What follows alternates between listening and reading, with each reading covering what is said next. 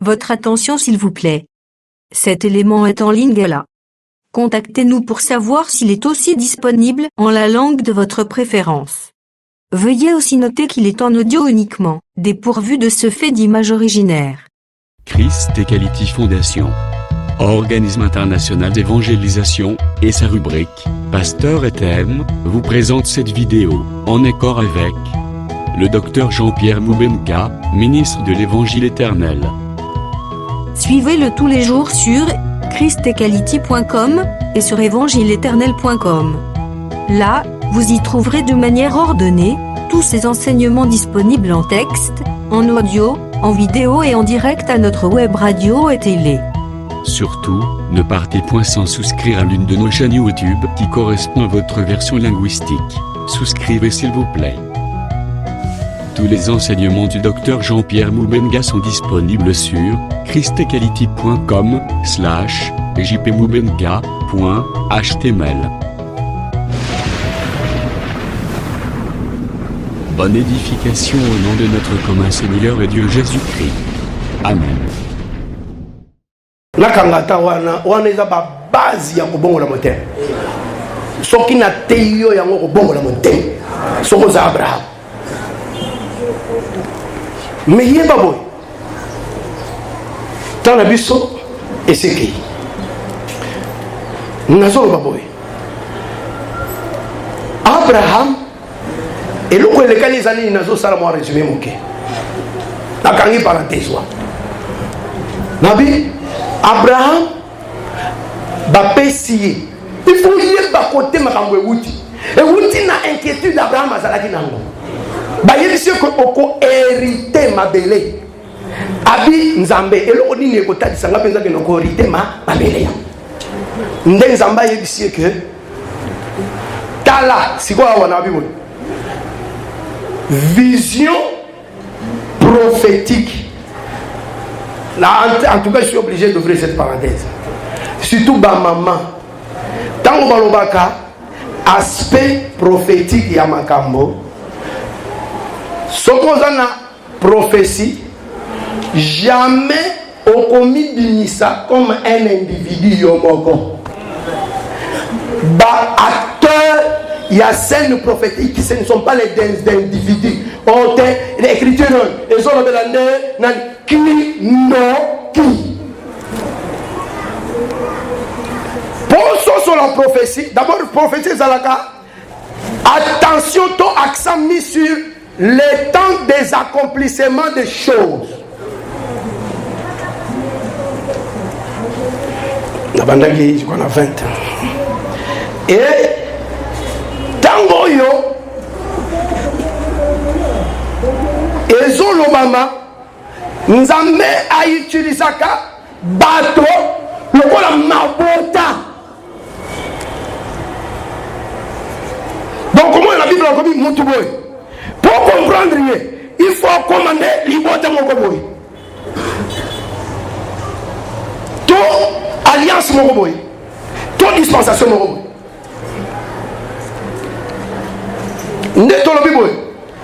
Abraham oyo azozela elembo ezande bana ya nzambe oyo bazozela ete Yesu akufa na ekulusu. Bana ya nzambe bazalaki représenté par Israël. Je répète, nazoyebelika mona oloba naloba bana na nzambe bazalaki représenté par Israël. Bangonde bazoke la kete bozela Jésus akoya. Les enfants d'Israël attendaient la venue du Messie. Amen. C'est pourquoi ton fond la repentance de kolobaka kebaka na femme samaritaine. Ko wela kate. Pour femme samaritaine à l'objet, je sais que le Messie doit venir. Sinon ils savent que motoyer barabon ezaka Israël. Amen. La dernière parenthèse, on y reviendra au jour du Seigneur. Mais Simbaboy, pendant qu'Abraham, par rapport à Israël, Azozela, Mokolomoko, Yesu aye, Yesu tangwaye, Azalaki, Ntaba. azalaki ngombe, azalaki banyama nyonso wa.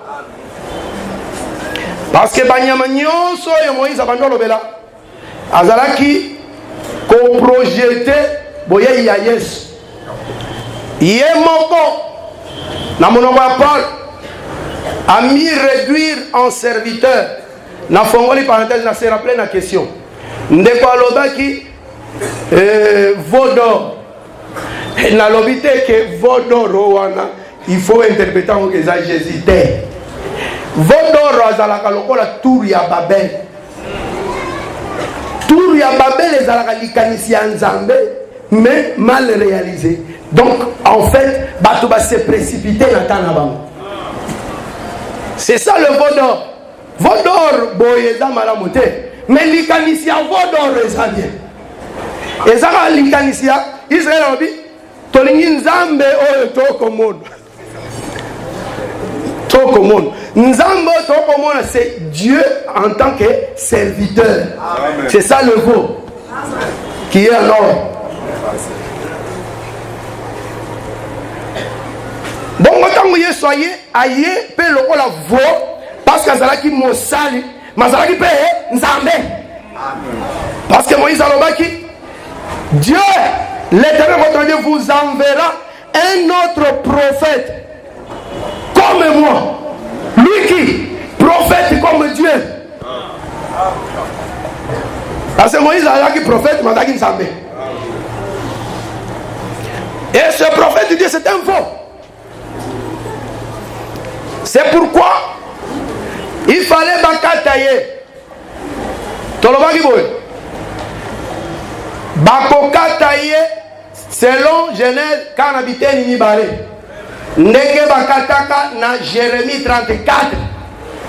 Bakamataka vo. Bakati na habité Nibale. Bache oikotoy. Si quoi il fallait dès que bakatiye tobengi yango tokoti déjà na coucher du soleil. Je ramasse aussi là-bas pour confectionner yango. Jésus a yé lokola soleil levant na Luc oyo zoloba. Mais quand on yé bongo lokola soleil levant, il a œuvré en Israël. Le soleil est tombé dans l'ouest, dans l'Orient. Et ici, l'Orient, c'est Israël. Tant que tombé, tala. Tant que le soleil est tombé, le soleil connaît. Dans le soleil, on a Azala Mayel.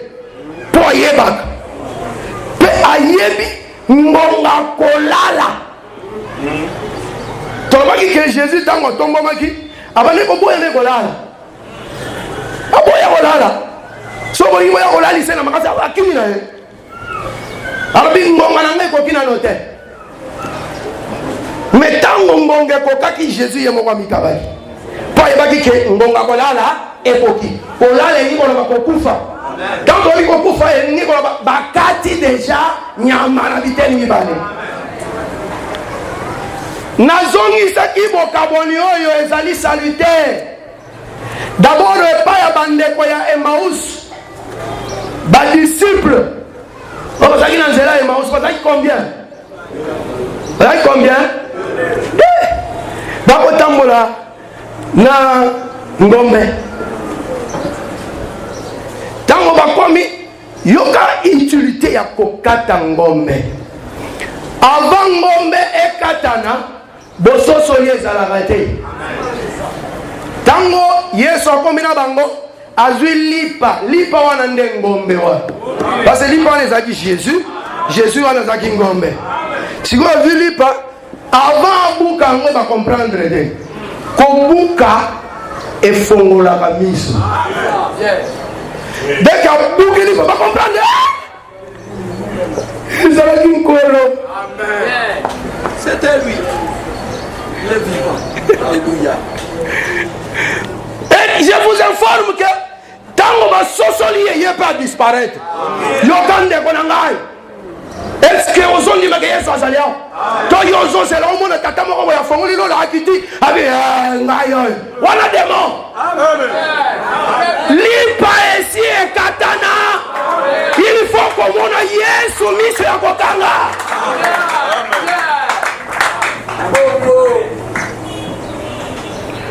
par rapport ya marche na biso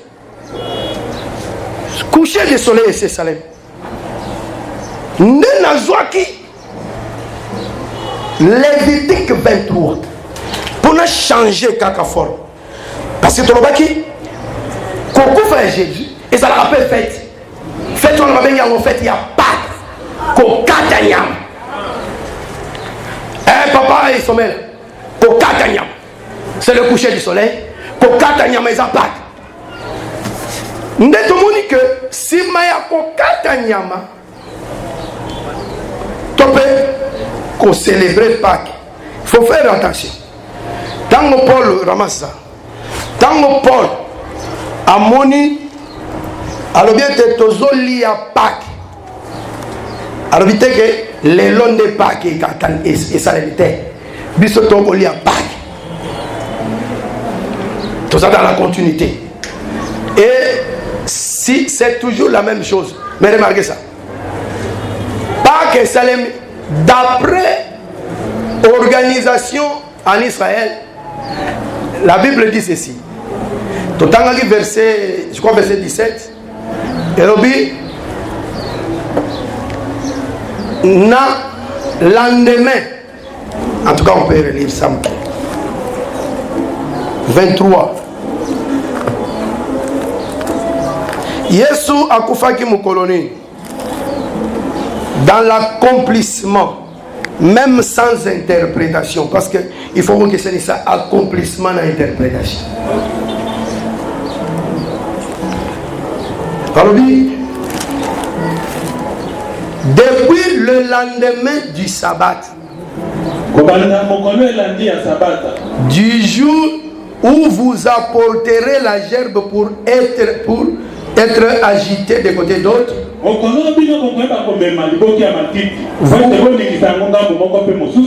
compterez cette semaine entière. Tala ndeko église. Yesu mpate pona Pâques. Akufaki mokoloni, bakangaki mokoloni. Frère alors. Soki olingo tshangona ba jour na biso ya semaine ndenge to sa la na ba romain. Bakanga yimoni.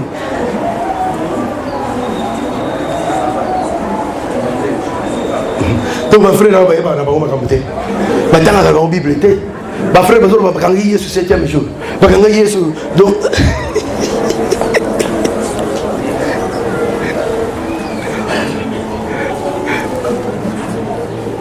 il faut yeba ba catholique elle mo ba ida biso na faustin na bango bazaka na jeudi saint jeudi saint wana ezala penza ko loba solo ke bakangi Yesu jeudi sigoyo ba kiene kulusu jeudi te po bakangi na butu eso botola na malam sigo to komi vendredi baba kiene kulusu vendredi na Bible ezalaka jour ya ko préparer sabbat parce que na Bible sabbat ezalaka samedi. Est-ce que vous avez un madame? Tant baba qui est ezalaki jour ya préparation ya sabbat. Yesu a continué en kunda ba phénomène wana mo to expliquer mo ezate parce que na 12 heures buto ekoti. Tokoma 15 heures mukoro mususu ebimi. Parce que les jours dalingo kende kuna tete aussi c'est parce que il y a 4 minutes mais sengi parce que ce qui a quoi il a un pico na résumé. Bongo Yesu akoti alekakis saba mobimba na kati ya nkunda. Pour lui, ba Joseph d'Arimathée, ba ngeki te kele ka saba na nzete. Ba wela ki po izala ki saba linge kom. Ba kunda ye po ale ka saba na mabele. Et Jésus a passé le sabbat dans la terre. Et yoka. Or, n'est pas que tant que Yesu a kufaki, bukunde ifongwamaki, batu basekwaka, mais batikala kuna. Tilelo, ndetolo baboy, bazakuna, bazoka liloba ya nzambe. Mais basekwa. Vie wana ezali, vie dans la mort. Pour vivre étant dans la mort. Ça s'appelle aussi la victoire sur la mort. Ça s'appelle aussi évangile éternel. Bon, autant on va ici, bon physiquement, le premier jour de la semaine, ils ont dimanche. Le premier jour de la semaine, il y a 60 à Sekui. Na 4e veille. Na souka ya moto. Jésus a Sekui.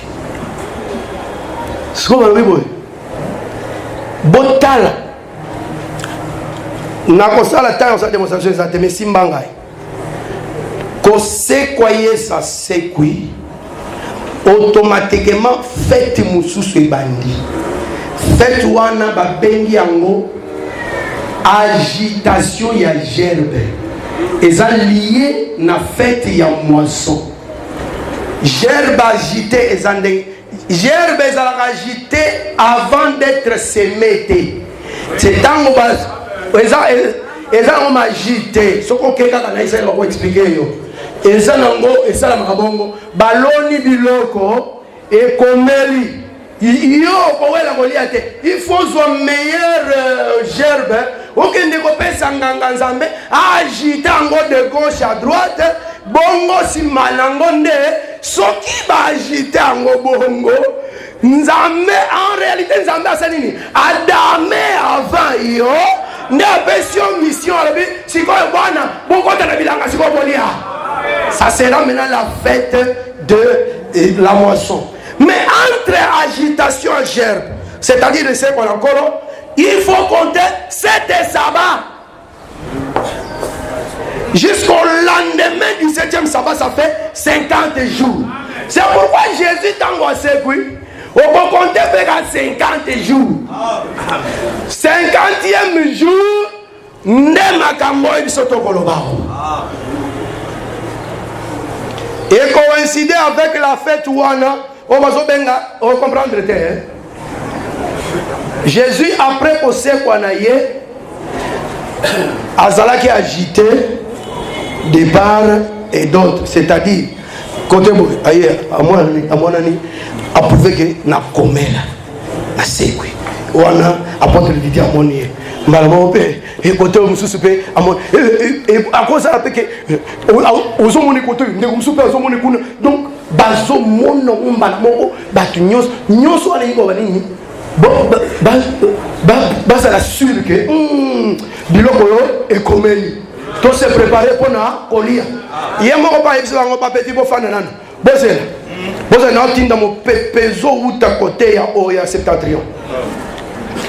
50e jour,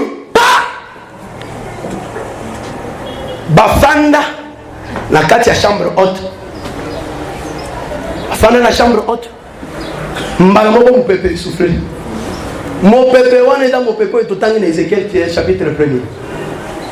Et je confirme que mon pépé wana utaki na nord. Et utaka na nord pambate. Utaka na nord pambate. Parce que na nord de côté liwe uteraka. De côté les destructeurs utaka. C'est l'histoire de Nabucodonosor. Nabucodonosor tango batinda kaye nzamba za ko kola bateri boboyo na kobenga ba peuple nyonso ya septentrion bakoya bakonyata nyata bino libota na ngai. C'est pourquoi tu peux ce verset oui. Et ça dans Jérémie chapitre 15 verset 12 dans le Bible. Le fer brisera-t-il le fer du septentrion? Awa ba fer les amis balé. Et ça na fer ya septentrion. Na faire mususu balakisi côté nango te. Mais batuni babi, est-ce que koki ko buka faire à septentrion? Cette question est grande. Faire à septentrion, ezali bokonzi ya mokili oyo, en ce temps représenté par Nabucodonosor. Au temps de Jésus, Azala qui peut représenter par Rome. Jean-Baptiste peut le belaki. Alors, Namaté 3, Abi déjà, la cognée est mise à la racine des arbres. Cognée au bazar de la Nezaki libende. C'était libende.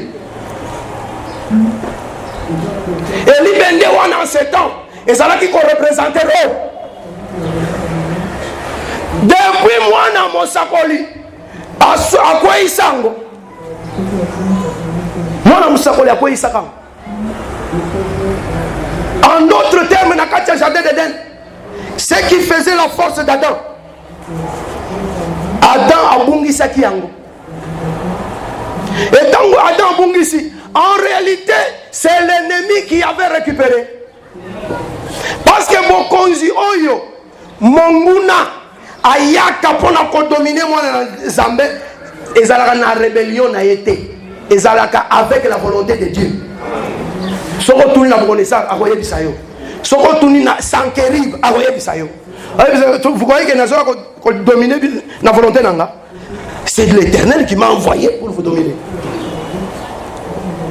Maintenant, imaginez-vous que Yahweh n'a atteint ba dominer yo. Est-ce que ça na moto mususu ko longolelo wana? Nani akolongola? Kaka yemoko. Dieu lui-même c'est un fait. Et c'est lui seul qui est le fer qui peut venir briser le fer du septentrion. Dans le Saint-Esprit, il y a aussi quelque chose qui fait. Dans le Saint-Esprit, et ça a la capacité à se transformer. Au long moto, au commis moto. Nakati ya morimo mosantu eza bokomi. Natangi versa suka poto suka au.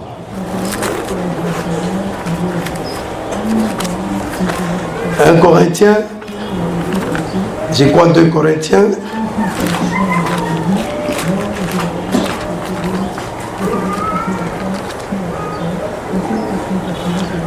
De Corinthiens chapitre 3. Maman Landa Torosukakuna. Vous êtes manifestement une lettre de Christ. Écrite par notre ministère. Non avec de l'encre, mais avec l'esprit du Dieu vivant. Non sur des tables de pierre, mais sur des tables de chair, sur les cœurs. Yakolobe ezalebele ao. Mais tant yakolobango ezalité. Mais yebakaka que Namokolo, il y a Jean chapitre 8. Tant que bamemela ki Yesu mwasi asumuka, Yesu akomaka na mabele mbalami bale. Est-ce que zola nana madame? Yesu akomaka mbala moko ya liboso, c'est un autre temps. Et ça temps ya Moïse. Temps ya Moïse, ezali pe eteni nani Félicien. Tant ya Moïse, ezali pe eteni ya ngombe oyo bachaki côté ya Orient. Et ça en même temps une alliance, en même temps bateau, en même temps eteni ya Nzambe. Parce que bazali bana ya Abraham. Bongo Yesu aye kokoma mbala ya mibale. Tango azokoma mbala ya mibale, eza pe eteni mosusu oyo etiami na côté occident. Tango ase atombwami soleil levant azalaki côté ya orient. Tango kosala mosala akei kolala kote ya Occident. Et kokoma ya mibale ezosalema kote ya Occident. Kokoma ya mibale ezali confirmation ya mobeko oyo ezalaki kote oyo.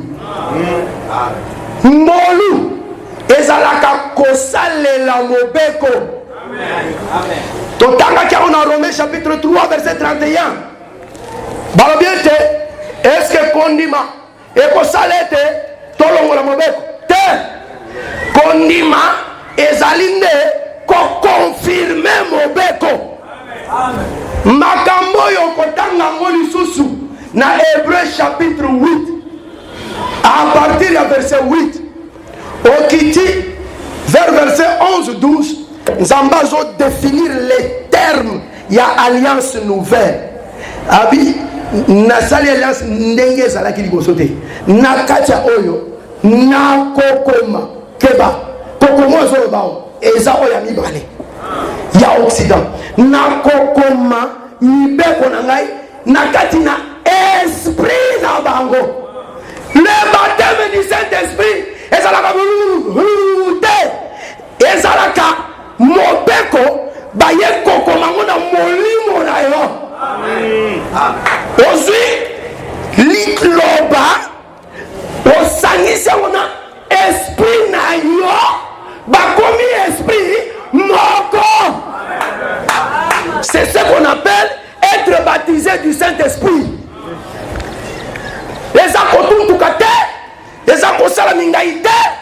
C'est la confirmation de la loi. Et la confirmation de la loi, c'est ça la foi. C'est-à-dire, il faut osimba liteya nzambe afandi sango kati na yo ne transformation ezo salema eza makasi na yo te. Il faut croire. C'est pourquoi je t'appelle à la bonne conscience. Tikela nzambe asala nalingi oloba boye nakomi na suka namoni mote ya telemi nabaki makambo mibale to misato loko nalobi mibale simba be mibale moko ezali na kokatisa banyamo oyo baza partage ezalaka mpe likolo na se kozala na kati elingaka mpe koloba kondima à la loi et au témoignage. Kozala na kati seza ndenge ndeke azalaki na kati ponze ndeko azalaki na kati évangile éternel était ya makana kati ezalaka entre le ciel et la terre. Et là moto yo azoleka wana eza moto azo confirmer que ngai penza na ndimi parole.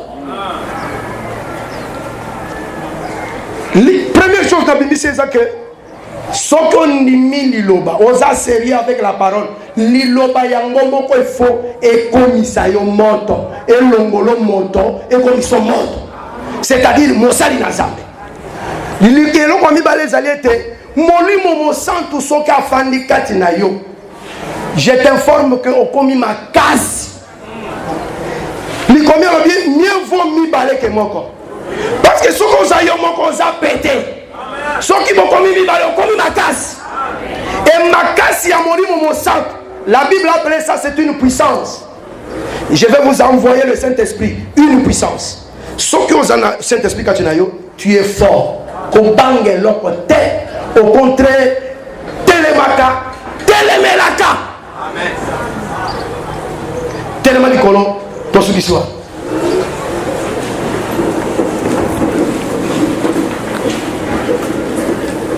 Telema likolo nakanisi conscience na yo yango moko pe ko ekolobelo quelque chose.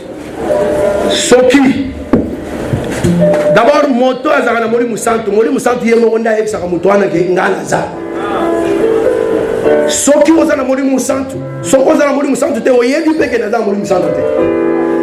Je sais qu'il y a des sœurs et des frères oyo tokosambela pona bango lelo pona moli musantu, mais quant à nous tolingi toloba boye sambela na nzambe molimo musantu basengaka ye okoki kosenga na nzambe batisanga du Saint-Esprit mpe nzambe akobatisa yo. C'est écrit comme ça. Yo okende kosambela soki oyebi ke molimo santo azalaka kati na yo te eke oza mwana na nzambe yebisa nzambe abatiso na molimo na yo. Soki molimo na nzambe aza kati na yo akoki mpe kozala atriste kati na yo yebisa nzambe aranime yo. Soki osi oetendre action nango yebisa nzambe aranime yo.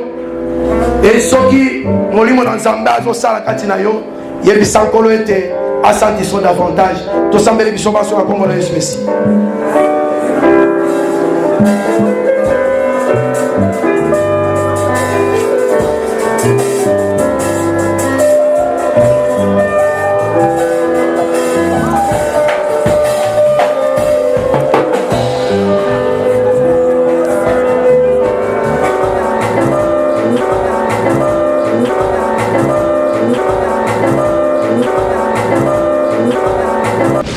Merci d'avoir suivi ce message et que Jésus-Christ vous bénisse. Si vous avez une question à l'intention de l'homme de Dieu, si vous voulez que l'homme de Dieu prie pour vous, si vous voulez vous confier à l'homme de Dieu, ou si vous voulez tout simplement bénir l'homme de Dieu, contactez-le directement si ses coordonnées sont disponibles depuis sa page. Sinon, contactez-nous et nous lui transmettrons vos préoccupations. N'oubliez pas de faire un tour à notre page évangélisation pour voir en quoi vous pouvez vous rendre utile à Christ par cette œuvre. Que Dieu vous bénisse tous. Amen. ChristQuality.com. Les cieux en un clic de la souris. Évangile-éternel.com, le site de l'évangile éternel. Christ et Quality Fondation, équilibrer la manne ramassée dans le désert de sorte que chacun ait un le maire.